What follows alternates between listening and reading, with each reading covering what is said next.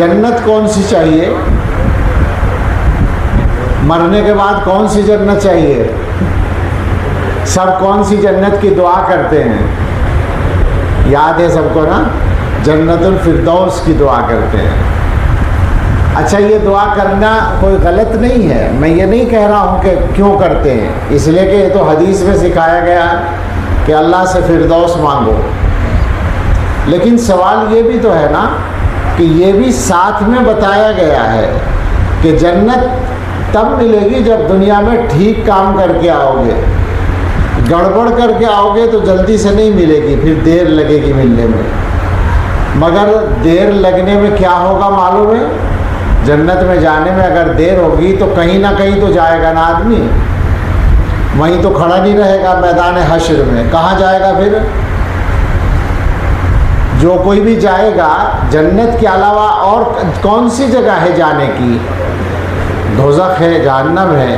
کسی کی ہمت ہے جانے کی؟ میری تو نہیں ہے بھائی، آپ کی بھی نہیں ہوگی، کسی کی ہمت نہیں ہے۔ تو ایک کام تو ہم یہی کر لیں کہ سب مل کے اللہ سے مانگ لیں کہ اللہ ہمیں اور ہمارے تمام متعلقین کو جنت الفردوس بس شروع ہی میں عطا فرما دے، اولین طور پر عطا فرما دے۔ مگر یہ ذہن میں رکھیں کہ ہم لوگ ایسے کام کر نہیں رہے ہیں جس کی وجہ سے سیدھے جنت میں چلے جائیں۔ اپنے آپ کو ٹھیک کرنا پڑے گا۔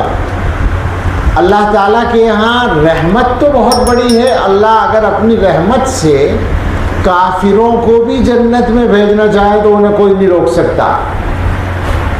لیکن قانون جو ہے اللہ کا وہ تو بہت سخت ہے، رحمت بہت وسیع ہے، قانون سخت ہے۔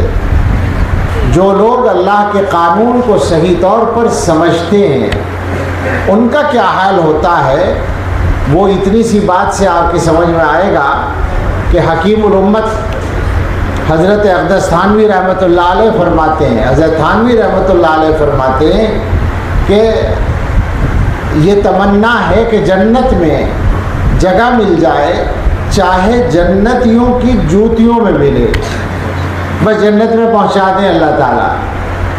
آگے فرمایا، ذرا غور کریں، حضرت تھانوی کو تو جانتے ہوں گے نا سب لوگ، حکیم الامت حضرت تھانوی رحمۃ اللہ علیہ اس امت کے بڑے علماء میں سے ہیں۔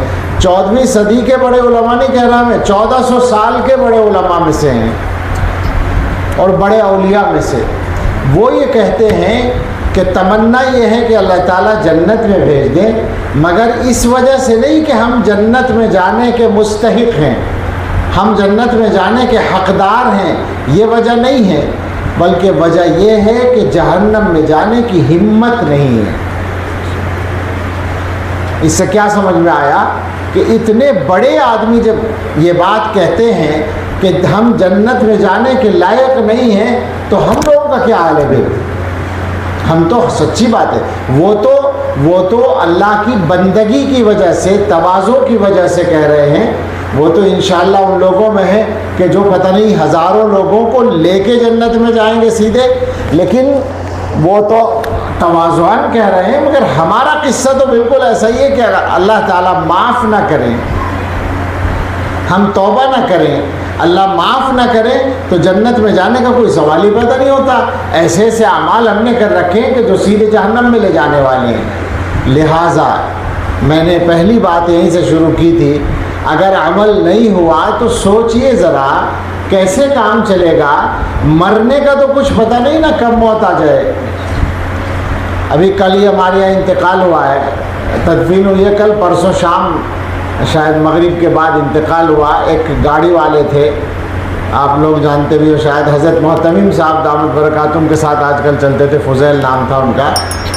گاڑی دھو رہے تھے، یعنی بالکل معمول کے مطابق تھے، جوان آدمی تھے، 40 سال کے ہوں گے لگ بھگ۔ گاڑی دھو رہے تھے، دھوتے دھوتے گاڑی گر گئے، اٹھا کے ڈاکٹر کے یہاں پہنچے، اس نے کہا کہ انتقال ہو چکا ہے۔ ایسا بہت ہوتا ہے، آدمی کو پتہ ہی نہیں، بالکل پتہ نہیں کہ کب وقت آ جائے گا۔